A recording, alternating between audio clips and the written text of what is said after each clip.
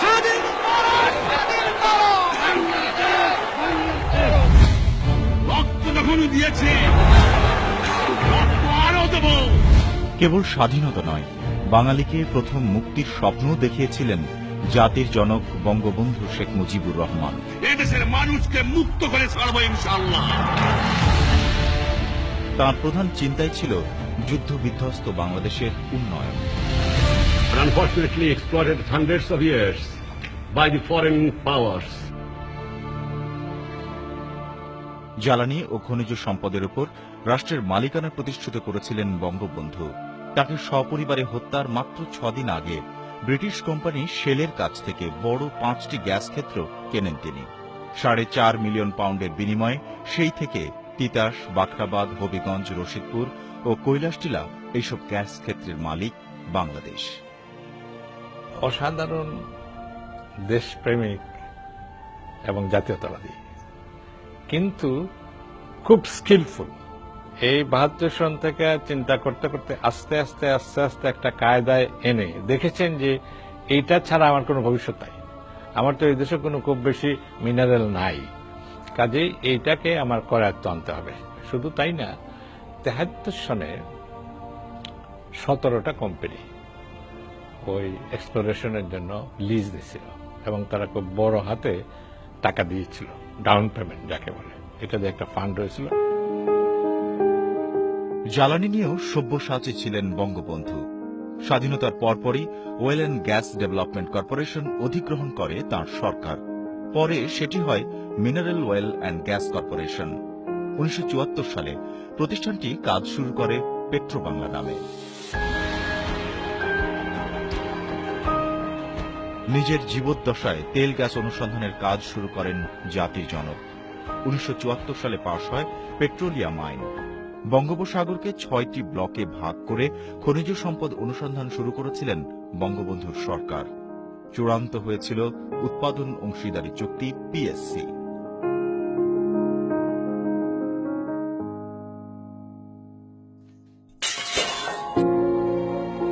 যখন ঘুরে দাঁড়ানোর পথে হাঁটছে যুদ্ধ বিধ্বস্ত বাংলাদেশ, তখনই সপরিবারে নির্মমভাবে হত্যা করা হয় জাতির জনককে। এরপর 1.5 দশকের সামরিক শাসন, উল্টো পথে বাংলাদেশ। শূন্য হাতে বাংলাদেশের দায়িত্বভার গ্রহণ করে তিনি যখন রাষ্ট্র পরিচালনার কাজ শুরু করেছিলেন, আমি বঙ্গবন্ধুর রাজনৈতিক সচিব হিসেবে কাছ থেকে দেখেছি যে তিনি কি নিরলস পরিশ্রম করে 75-এর 15ই আগস্টের আগের দিন পর্যন্ত দেশটাকে স্বাভাবিক করে গিয়েছিল। সামরিক স্বৈর শাসকরা 15 বছর দেশকে পরিচালনা করেছে। আবার আওয়ামী লীগ যখন রাষ্ট্র পরিচালনার দায়িত্বে আসে নাই, যারা এসেছিলেন তারাও দেশের স্বার্থকে রক্ষা করার চেষ্টা করেননি। সব অন্ধকার কাটিয়ে অবশেষে আলোর দেখা। পিতার মতোই মানুষের ভাগ্য পরিবর্তনের প্রত্যয় নিয়ে 1996 সালে যাত্রা শুরু প্রধানমন্ত্রী শেখ হাসিনার। বঙ্গবন্ধুর অসমাপ্ত কাজ সম্পন্ন করতে দেশি বিদেশি নানা অপশক্তি মোকাবেলা করেছেন তিনিও। 2009 সালে দ্বিতীয় মেয়াদের সরকার গঠনের পর অভাবনীয় উন্নতি বিদ্যুৎ ও জ্বালানি খাতে। মাত্র 3,500 মেগাওয়াট বিদ্যুৎ নিয়ে যাত্রা শুরু করা শেখ হাসিনার সরকার সেটিকে নিয়ে গেছেন 12,000 মেগাওয়াটে। বেড়েছে গ্যাসের উৎপাদনও। দৈনিক এখন গড় উৎপাদন প্রায় 2,700 মিলিয়ন ঘনফুট। শক্তিশালী হয়েছে রাষ্ট্রীয় তেল গ্যাস অনুসন্ধান কোম্পানি বাপেক্স। আওয়ামী লীগ আমলে 3টি নতুন গ্যাস ক্ষেত্র আবিষ্কার করেছে তারা।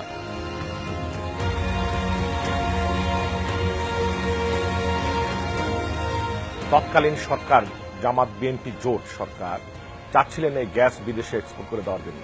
মাননীয় প্রধানমন্ত্রীর দূরদৃষ্টি সিদ্ধান্তের কারণেই কিন্তু এই গ্যাস এক্সপোর্ট হয়নি। আমাদের গ্যাস আমাদের কাছে রয়েছে।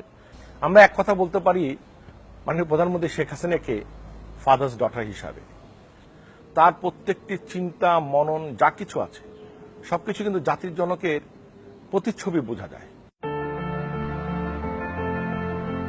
স্থলভাগের গ্যাস শেষের পথে।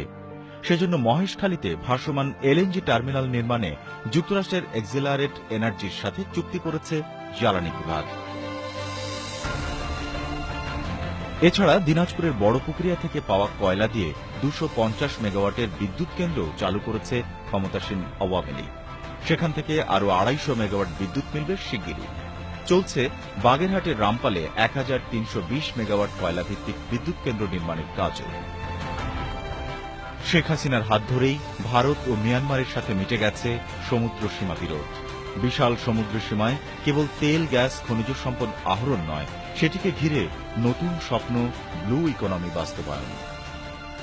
নিয়মেরও একটা পরিবর্তন আনা হবে, একটা আইন করাবো, যাতে আমাদের যেহেতু এটা জাতীয় প্রয়োজন, গুরুত্বপূর্ণ বিনিয়োগ, সেটা আমরা তাড়াতাড়ি করি। গ্রামগঞ্জে আমরা যেখানে 45 ভাগ লোক বিদ্যুৎ পেত সারা দেশে, আজকে 6 বছরে 7 বছরে আমরা 80 উপরে চলে গেছি। ইনশাআল্লাহ আমাদের এই টার্মে শেষ হওয়ার লোকে আমরা প্রায় সারা দেশে বিদ্যুৎ সরবরাহ করবো, কানেকশন করবো। পিতার মতোই দূরদর্শী বঙ্গবন্ধু কন্যা শেখ হাসিনা। তার লক্ষ্য নির্ধারিত ভিশন 2021। তার এসব স্বল্প, মধ্য ও দীর্ঘমেয়াদী পরিকল্পনা আর তা বাস্তবায়নে অগ্রগতির জন্যই বিশ্ব দরবারে নতুন উচ্চতায় বাংলাদেশ। বড় বড় থিঙ্ক ট্যাঙ্কের পূর্বাভাস, নির্ধারিত সময়ের আগেই কাঙ্ক্ষিত লক্ষ্যে পৌঁছাবে বাংলাদেশ। কন্যা প্রধানমন্ত্রী শেখ হাসিনার হাত ধরেই বাস্তবায়িত হবে পিতা বঙ্গবন্ধু শেখ মুজিবের সোনার বাংলা।